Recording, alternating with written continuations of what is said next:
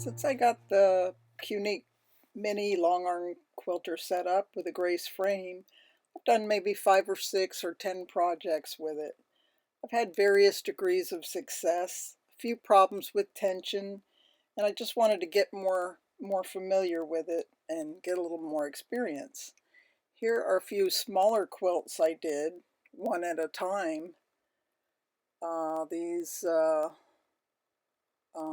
I was using Robert Kaufman, Dr. Seuss fabrics with them, and they turned out kind of cute. Um, there we go. It's me fiddling with the bobbin. Okay, there's a Christmas quilt. Actually pieced that one last year and kind of forgot about it. It got hidden out of the way. Okay, then I came up with the crazy idea to pin up a bunch of small table runner size quilts and do them all at the same time. I'm not advising anyone to do this, as it did have a few drawbacks. Once I got the tension right, it was easy to just quilt the available area all the way across using my default meandering stitch. The main problem I had with this was that the lengths of the separate table runners were not the same. Since I pinned the top of each table runner to the first leader cloth and the bottom of each table runner to the second leader cloth, some of the table runners that were longer had some slack in between, and that caused a few problems. Now, I used the ruler base attachment that came with the Qnique, and it sits on the throat plate of the Qnique, mounted with a couple of magnets.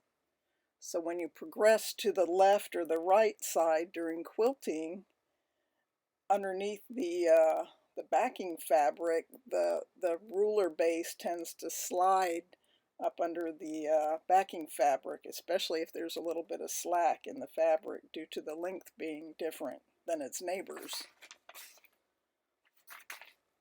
Now, if you want to see some of the details of the rework I had resulting from those missteps, look at our blog post at www.craftsbyjennyskip.com. I think some of the problems I had was just unfamiliarity with the whole process. But hopefully doing quilting projects in groups added to my list of experiences, and I'll know what not to do next time.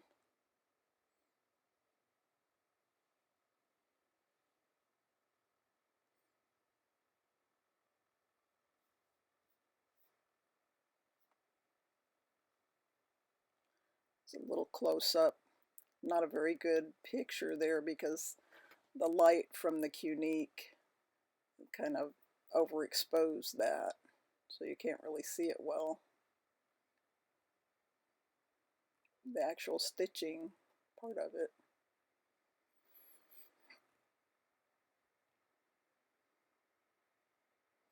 But once the tension was right, by adjusting the little screw on the bobbin, I didn't have much trouble doing the quilting at all. It progressed very smoothly and easily across.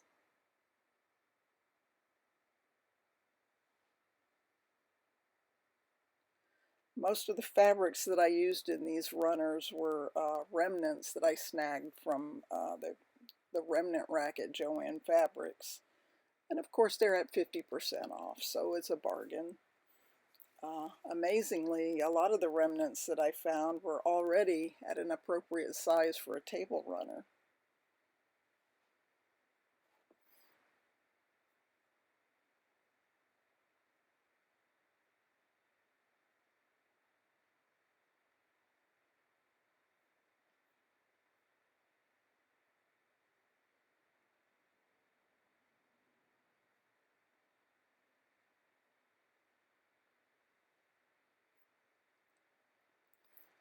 And when I get to the binding process, I used Wright's double fold bias tape quilt binding for all of the bindings. It's kind of a uniform look, I thought. Some people like to just make their own binding from fabric, but like I said, with these remnants, some of them were the exact size and I didn't have anything left over to make binding with. So there's all the tops and there's the backs together on their conjoined batting layer. Okay, now there's some of the finished ones with the bias tape binding.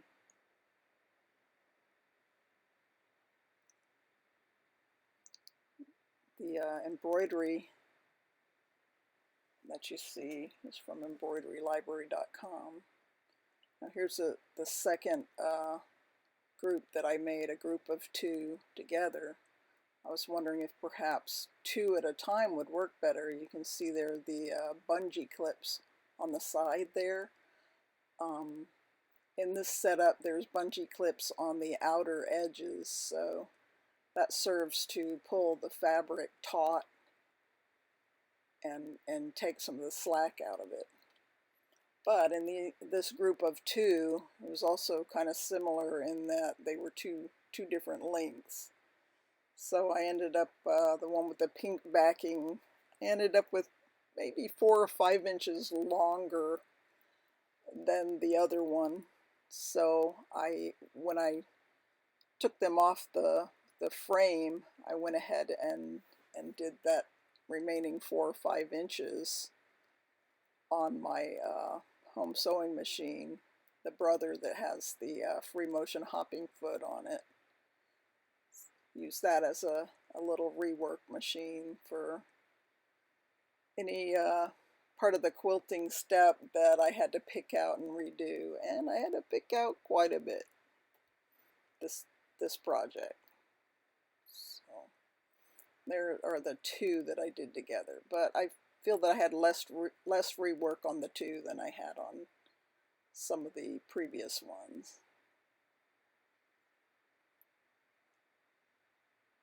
Thanks for watching.